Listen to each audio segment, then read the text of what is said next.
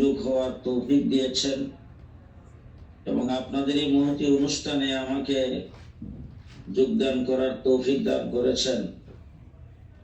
দ্বিতীয় নম্বর, আপনাদেরকে ধন্যবাদ ও মোবারকবাদ জানাই, আপনাদের শুকরিয়া আদায় করি যে আপনারা বাংলাদেশের বহু প্রতীক্ষিত এবং বহু আকাঙ্ক্ষিত আগামী 12ই ফেব্রুয়ারি ত্রয়োদশ জাতীয় সংসদ নির্বাচনকে সামনে রেখে দেশ ও জাতির কথা চিন্তা করে দেশের মায়া, দেশের দরদ নিয়ে আজকে অনুষ্ঠানের আয়োজন করেছেন।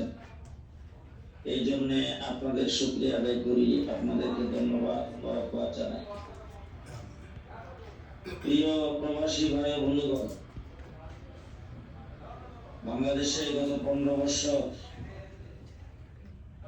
দেশের প্রতিটা সেক্টরকে দুর্নীতির আখড়ায় পরিণত করে দেশের সম্পদকে লুণ্ঠন করে দেশটাকে তলাবিহীন ঝুড়িতে পরিণত করার পরে ছাত্র জনতা, সকল রাজনৈতিক দল এবং দেশের সর্বস্তরের মানুষের গণ অভ্যুত্থানের মাধ্যমে ফ্যাসিবাদ বাংলাদেশ থেকে বিদায় হয়েছে।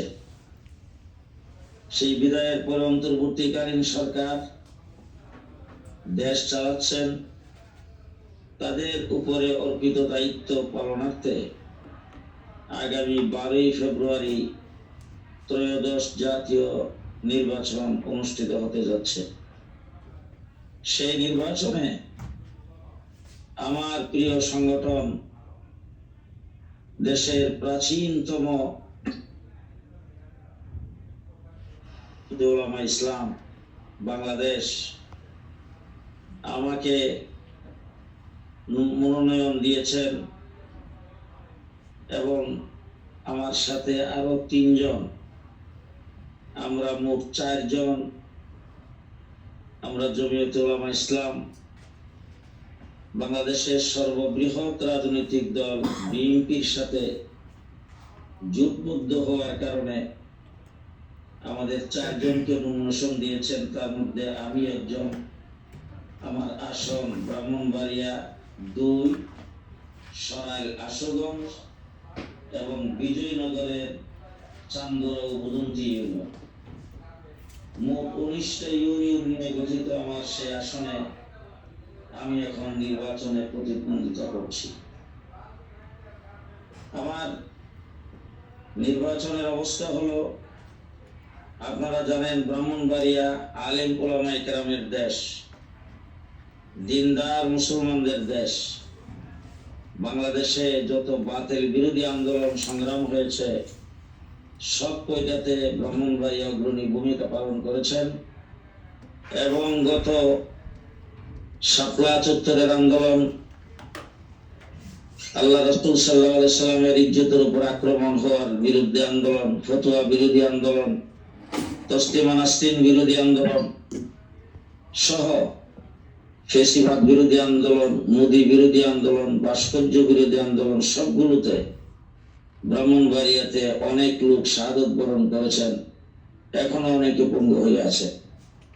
সেই ব্রাহ্মণবাড়িয়ার সর্বস্তরের উলামায়ে কেরাম সকলে ঐক্যবদ্ধভাবে আমাকে সমর্থন করেছেন এবং তাদের উলামায়ে কেরামের পক্ষ থেকে একক প্রার্থী হিসাবে আমার নাম সেখানে ঘোষণা করেছে।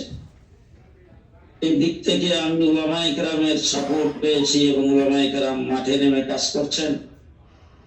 সাথে সাথে বিএনপি, আমি যে আসন থেকে নির্বাচন করছি সেখানে সর্ববৃহৎ দল বিএনপি এবং সেটা বিএনপির ঘাঁটি। আপনারা জানেন 2018-তে যেখানে বিএনপি মাত্র 6টা আসন পাস করেছিল, এর মধ্যে একটা আমার আসন ব্রাহ্মণবাড়িয়া 2। সেই হিসাবে আমি ওখানে সর্বদিক থেকে অগ্রগামী এবং সর্বদিক থেকে আমার অবস্থান খুবই ভালো।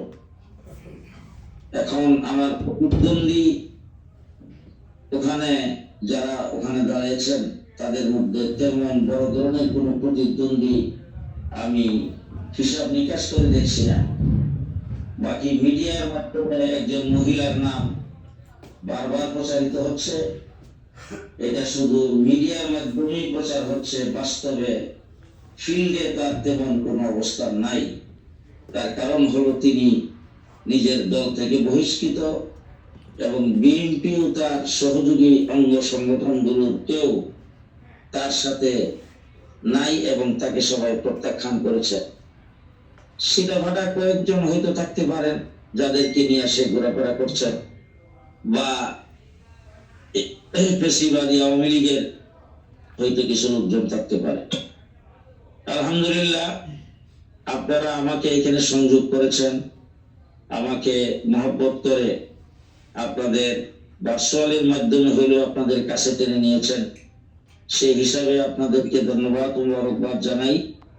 আপনাদের কাছে দোয়া চাই, আপনাদের সহযোগিতা চাই। আপনাদের দেশে, আমার এই অঞ্চলে আপনাদের আত্মীয় স্বজন, আপনাদের নিকটতম কেউ যদি থাকে, তাইলে তাকে আপনারা বুট জানে উৎসাহিত করবেন, আমার সঙ্গে কাজ করার জন্য উৎসাহিত করবেন এবং আমার জন্য দোয়া চাবেন।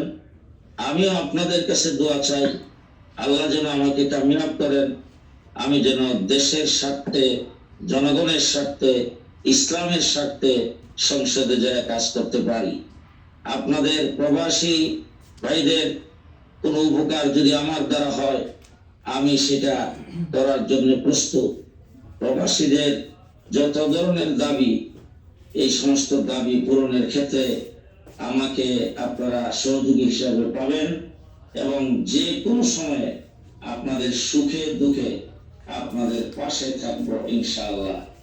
আমার জন্য সহযোগিতা চাই, দোয়া চাই, আন্তরিকভাবে দোয়া করবেন, আল্লাহ যেন আমাকে কামিয়াব করেন এবং বাংলাদেশে জমিয়ত উলামা ইসলামের যে 4টি আসন আমরা বর্তমানে ইলেকশন করছি, আমাদের 4 জনকে যেন আল্লাহ পাক কামিয়াব করেন, আমরা যেন এই বৃহত্তম জোটের সাথে থাকতে পারি।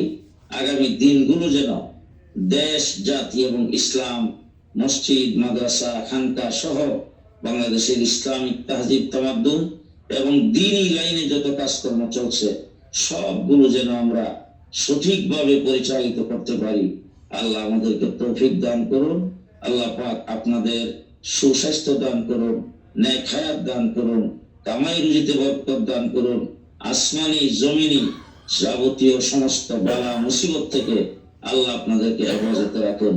আসসালামু আলাইকুম ওয়া রাহমাতুল্লাহি ওয়া বারাকাতুহু।